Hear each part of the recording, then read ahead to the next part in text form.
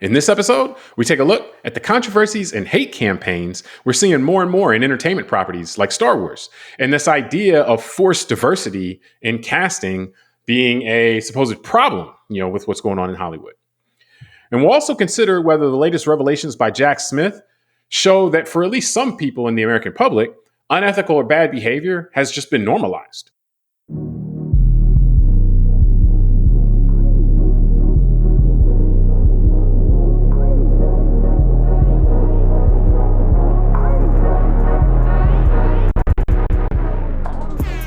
Hello, welcome to the Call Like I See It podcast. I'm James Keys, and joining me today is a man who can make things go so nice, you might want to say it twice, like go-go. Tunde Ogunlana. Tunde, you ready to share some of your rare essence today? Yeah, man. It's a very culturally distinct reference for a certain part of this country, which I happen to be in, Washington, D.C. So thank you. You happen to be in. So yeah, for this sure. is why I'm also in a damn turtleneck when I'm not in South Florida. That's for sure. Yeah. It's but now before we get started, if you enjoy the show, we ask that you hit subscribe and like on YouTube or your podcast app. Doing so really helps the show out. Now, we're recording on October 8th, 2024. And over the past few years, we've seen a steady stream of controversies and hate campaigns centered around many modern shows and movies, particularly when they involve casts or storylines that aren't centered around like a white male. And then a lot of these people go beyond expressing disinterest or, saying I'm taking my attention elsewhere, or even beyond like saying I'm going to boycott or trying to push other people to boycott, and end up in a place where they attack the studios or even worse, the talent, the cast of these shows or movies, and go into these things about what they call a forced diversity or woke casting or woke studios or whatever in terms of, who's in the movies or the narrative. And while there seems to be a market for this stuff in some circles, many people look at this behavior as simply toxic fandom and people whose entitlement basically is just it knows no bounds. So Tunde, I know you're a big Star Wars guy and follow a lot of that stuff very closely. So from the Star Wars perspective, and also just more generally, what do you make of these controversies and hate campaigns? Like, are political agendas watering down storytelling? Or is this simply like runaway entitlement that some people are expressing? That's a funny thing. The last one, I never heard that point. So I like that term, runaway entitlement. I think let's start on that. Yeah, there's some of that. And you're right. As an avid, absolute Star Wars geek and proud of it, I can say that I don't think the stories have changed much since 1977. I mean, it's still about people in a galaxy, long time ago in a galaxy far, far away. Humans that can use supernatural powers, and some of them, and a bunch of aliens. Yeah. So the story is generally the same, and it has a political undertones. Also, though, the humans are aliens too, because they're not from Earth. This is a galaxy far, far away. But let's not get into it. They represent humans to us. There's a lot of underlying stories there, but at the end of the day, on a serious note, it also, since its founding in 1977, remember, you had rebels versus an empire. So it also made, had its cultural comments about things like autocracies versus democracies and things like that. So that's been there. Just to add to that real quick. Yeah, you have an oppressor and an oppressed. And then, just to put it in more general terms, and that's rebels and an empire. That's been known since its founding in the 70s because George Lucas grew up, born in the 1940s and grew up in the backdrop of, the post-World War II era as well as the Vietnam era. So he had his own commentaries about that he brought into the Star Wars lore. But I think I think there's a few things to unpack. One is, I think it's, Star Wars, unfortunately, along with several other well-known kind of stories or cultural, I guess stories I can say over the last few generations have been victims of, I think, the wider cultural wars that we've seen. And this is reflected also in things that we've seen and discussed over the years, in this recent years, like, how we get our information, all that kind of stuff. And I think after preparing for today, I got a little bit, of another twist in here, which is, I'm reading a lot, and the evidence reflects it. It seems to be a lot of the similar male unhappy masculine culture, some of this toxic masculinity, some of the incel culture, that term that we've heard in recent years, that is also kind of being internet trolls in this area of constantly commenting on not only culture wars in general, but things like Star Wars and other, whether it's popular media, movies, film, television. These are the same guys that were upset because Taylor Swift told people to vote and who were making all these conspiracy theories around the Super Bowl this year, for example. So I do think there is something there that crosses over some of these cultural war memes, that it all seems to be coming from a similar energy. I don't know if that's entitled energy or just frustrated energy, but it seems to be very similar. It's entitled frustration. I don't know. Hey, maybe it can be combined. Yeah. But I see what you're saying there. I mean, to me, I look and just kind of to add a little specificity, like we look at, like with Star Wars and in the most recent trilogy, you've seen, and then some of the other television shows, with Daisy Ridley or John Boyega, even with The Acolyte, the most recent show, there's been this critique. Kelly Marie Tran, also in the movies, with The Little Mermaid, with Halle Bailey being cast as Ariel, upcoming Snow White with Rachel Ziegler being cast as Snow White, and so it's a lot of times, and again, that term forced diversity. It's interesting to me though, because the term forced diversity is almost a projection in itself, because these hate campaigns are presumably trying to force people to do something else, something that they wouldn't otherwise do. I didn't see a hate campaign that caused them to cast Halle Bailey in Little Mermaid. There was no hate campaign that preceded that would force someone to do it. It seemed like that was just a creative decision that was made. Hey, let's tell this story from a different angle. And that's honestly what art is a lot of times. You recycle similar stories or the same stories, and you tell them in different ways, you recast them and so forth. So the idea that you object to that, it makes sense, because artists are supposed to see things that the public doesn't see and then bring them to the public. That's one of the values of art. But at the same time, it's unfortunate that people, again, I do look at it as an entitlement. I'm entitled to have these stories be about me or to be what I expect.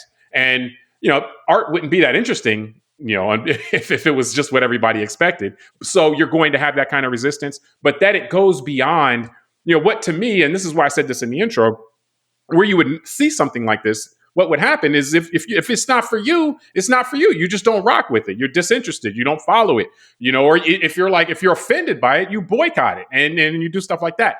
Going beyond that and actually attacking people and, creating this, like they're trying to ridicule, trying to make people feel uncomfortable, like uncomfortable physically, like, oh, hey, you're in trouble. We're coming for you. Stuff like that. That obviously, I believe it's obvious, goes well beyond a line. But I will say this.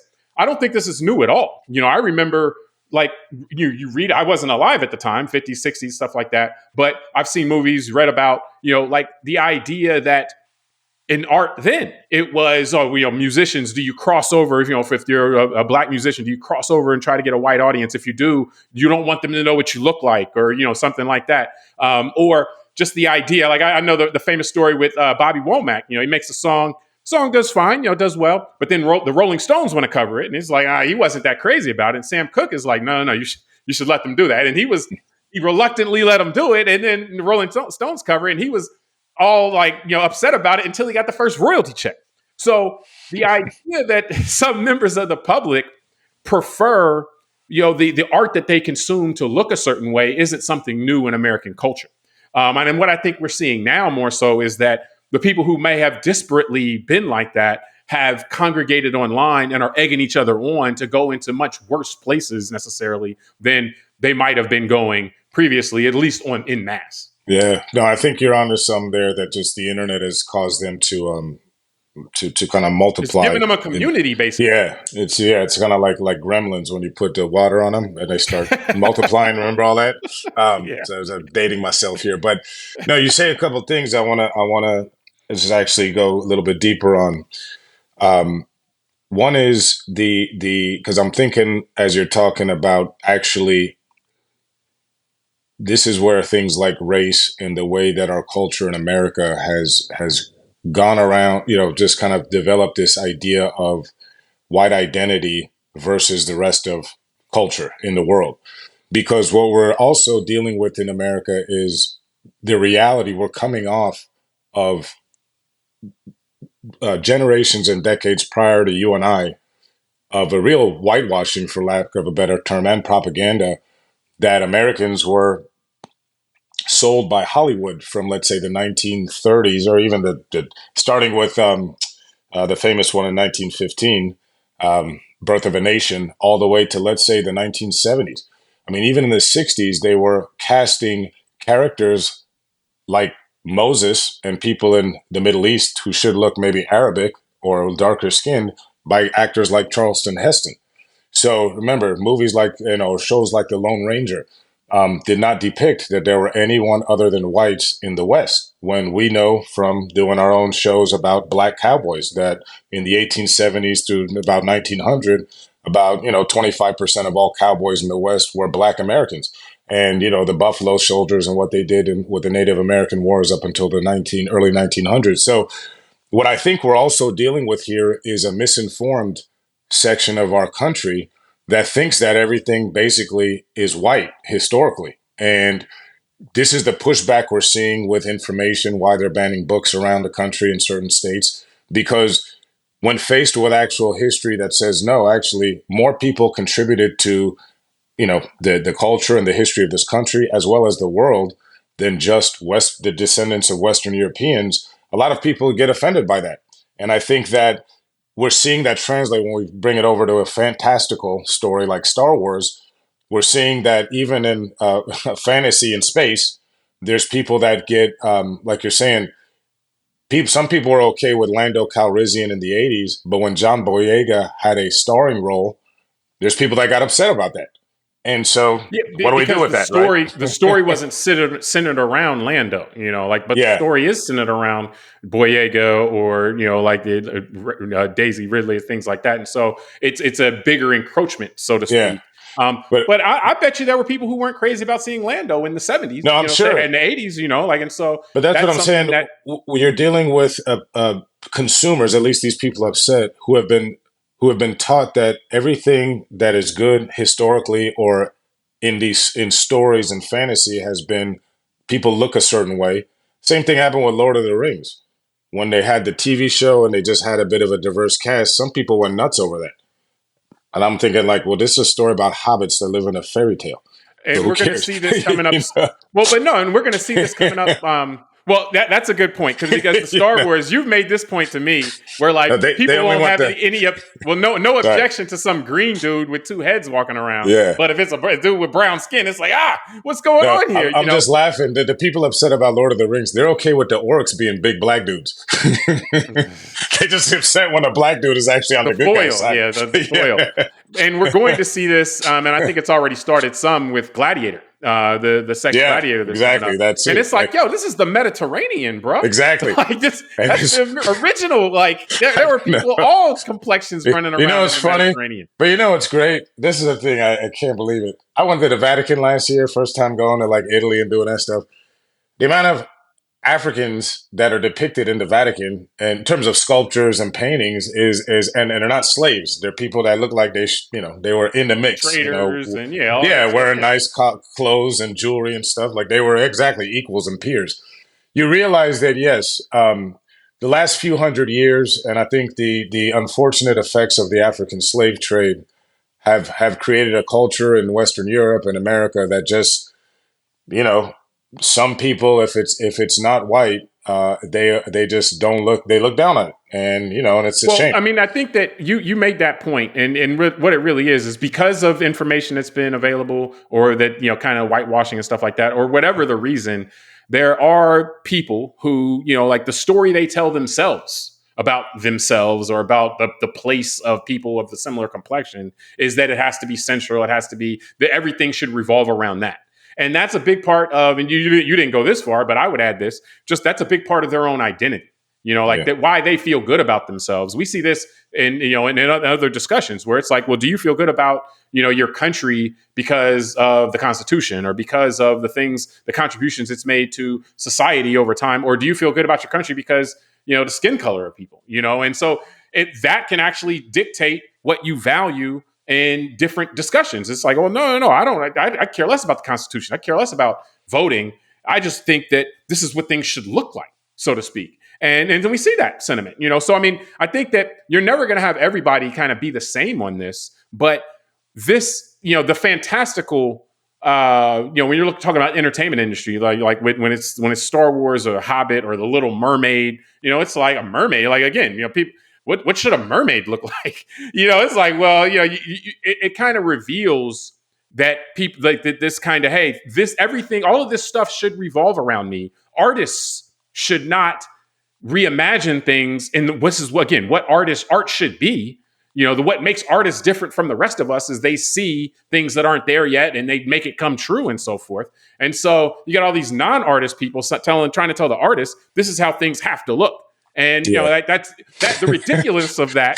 The ridiculousness of that is easily illustrated in the entertainment industry. I want to ask you, what do you make of the idea that of the toxic fandom people saying that, oh, you're trying to impose the idea of an inclusive society on me, versus the response to them saying that, well, no, this is just, this is kind of artistic decision. And the hate and the pushback you're giving is just you trying to impose your sensibilities on society. Like, what do you get? What do you take from that kind of tug of war? Because it is kind of both sides of an issue pointing at the other, saying that they're doing what the other one's complaining about. I mean, I don't know how to deal with that, to be honest with you, because I don't know how you take people that are in a pluralistic and multicultural society, and you've got companies that are trying to sell their products, meaning, let's say, through this medium would be entertainment and TV shows and movies, to a diverse audience. And you've got a minority of people in the country or in the culture who are angry that these companies want to do it. You know what it reminds me of? It reminds me of the recent show we did when we talked about Elon Musk suing advertisers for not advertising with them, and then how the Congress did an investigation. And when the companies told them, we're not trying to advertise on this platform because of, just the type of platform it's become. And the Congress said, we don't believe your reasonings for why you're saying you're not doing this. And that's my point is, the people who have an issue with the way that some of these media companies have been diversifying their content, I don't know how to speak to those people, because what they're basically telling us is they're saying without saying it that they're, like you're saying, they're hostile to these changes, and they, for some reason, they feel threatened in their own identity by seeing the direction that the society's going with this culture stuff. And so I don't know how to talk to them. I think that this is where leadership's important. And living through this era in the United States is the first time I've seen where, in my life, again, we're young enough where we didn't live through the 60s and prior eras, but we have leaders that are preying on these anxieties instead of helping people in this minority of the population that are anxious about the changing cultures and demographics. Instead of helping them understand that it's okay, just come along for the ride a little bit. And maybe you're not going to get everyone with that. But I think when you and I were kids in the 80s and 90s, I think the leadership in our country did a better job at kind of that. I mean, I think this shows, and I think the toxic fandom thing, it's a good illustration also just of how this kind of mindset is toxic to trying to build something amongst different people. Because, if you look at just kind of the idea of trying to build a nation, and you say you got some people that are saying, hey, I'm actually going to actively work against building this nation if you guys don't do everything the way that I like it. That's a very difficult, if that's a person, you're trying to be on a sports team with that person, that's a very difficult person to deal with. Your sports team may be better off without that person in some cases, because it's like, well, hold up, everything has to be your way, or you're going to actually try to undermine us from within. And so it's really unfortunate, but it is something you have to deal with. It's something that you have to figure out a way in a pluralistic society. You're not banishing them. Like, when we did the 48 Laws, show, talked about one of I think ancient Greece, the people that would do that kind of stuff, they would banish them. We don't do that in the United States. So we got to figure out a way to work around it. I mean, and generally speaking, in a democratic society, the way to work around it is to just outvote them. And when they come out with this stuff, you got to expose it for what it is. And, try to reassure the people that may be tempted by these types of things. But I think what it shows actually, in addition to that, I would say, it also kind of reveals the way that this comes from a place of insecurity and not confidence. is that what they're pushing for, again, is exclusivity, is like a homogeneous narrative that's all around them, and so they are, when you're talking, again, the art part about it really helps illustrate these points. Art should be reimagined. Art should be like, people have told the same stories in art for century, for millennium, and then they reimagine them and they tell it in a slightly different way. So like that's how art evolves. That's how art evolves our society. And so the objection to art doing what art does, the attempt to try to put art in a box, art which is supposed to be expansive, trying to put that in a box and say everybody has to do it this way because this is what makes me comfortable, is, again, that shows the fragility, the how easy it is to make you uncomfortable, and how, if you're uncomfortable, your objective in society at that point is to try to make everybody else uncomfortable. Yeah. And so I think that when we look at this and when we kind of digest what's happening here, it's important to be able to see what it is for what it is, and not look at this as, this is not people coming from a place of strength or confidence or anything like that. This is people coming from a place of insecurity and weakness, and this is what they feel like they have.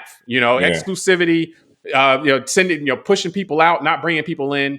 Like my way or the highway. And if we're all a team, these are people that aren't really helping the team become stronger, but we got to figure out a way to keep the team moving forward in spite of their best efforts, generally speaking. One other thing that I think with this that just should be noted is, a big part of this issue is that this isn't to say that art itself should be immune from criticism or anything like that. And one of the things I've seen, even in discussions on this, is that people who want to make like legitimate criticisms of the art, in these cases, a lot of times are drowned out or kind of trying to be lumped in. Like Disney gets a free pass basically for the idea that it may not be advancing storylines in a way that is good. Like they're actually doing the art well. They get a free pass on that stuff because they're able to sweep any kind of criticism. It's like, oh yeah, you're just with these people that are mad because it's not centered on, this identity or something like that. And so it actually is counterproductive for the critique and improvement over time of art as well. And so like as a Star Wars person, like in your mind, do you think that do you see this? Do you see this where like Disney's able to not maintain kind of that rigorous, again, art pushing the boundaries, showing us new stuff, reimagining things in ways like the Disney kind of gets a pass from in the way that they're doing that, because people take the focus off of kind of the quality of what they're doing and put it on the identity of what they're doing? Yeah, I do see it. Like, for example, any true Star Wars geek should be able to acknowledge that the last three films, from Force Awakens through, the last one, the Skywalker one, I can't even name it, was they were disasters. I mean, Force Awakens was okay; it's good and nostalgic, but the last two, Last Jedi and The Rise of Skywalker, if you know the stories, like all of them going back, it's definitely was a real tangent off the main Star Wars kind of themes. But that in itself is not necessarily but also the critique is that they weren't well done. They were clearly disjointed. What I mean. They could depart from the original material if they were well done, but they were not well done. And I do think you're right. It gets muddled. Disney is able to escape, and some of the the actors, the real humans that play these characters, are able to escape and deflect and say, "Yeah, you guys are just racist or sexist or homophobic," without the real critiques getting into. And you're right, that does muddy it a bit, and that's where it makes it a little bit frustrating as a fan. But that's where, I just think that it's that tug of war and the tension as we go through these changes in the culture. I will say one thing though, that the fact that you can say that art is something that shouldn't necessarily be critiqued is because you've never seen me paint a canvas in my garage. Said it should be critiqued. I'm saying legitimate critique. I'm cautioning that we shouldn't, get rid of legitimate critique. Okay, throw it out because you have critique that's based on things other than the quality or the kind of what the work is. So, but I think we can wrap this up. Then I won't let you come over and look at my painting because I can critique it. The point is that you're going to blow my self-esteem. Next one better. No, it's so you can do the next one better. Without critique, you can't improve. No, you know Like what? so. Maybe I'll start throwing a bunch of shade about you online once you critique it. How about that? And I'll There you start go. having. There I'll you get go. all my incel buddies. We'll gang up on you. So So now, but I think we can wrap this topic from there. We appreciate for joining us on this episode called Like I See It, or this part, I should say. Join us for part 2 as well, and we'll talk to you then.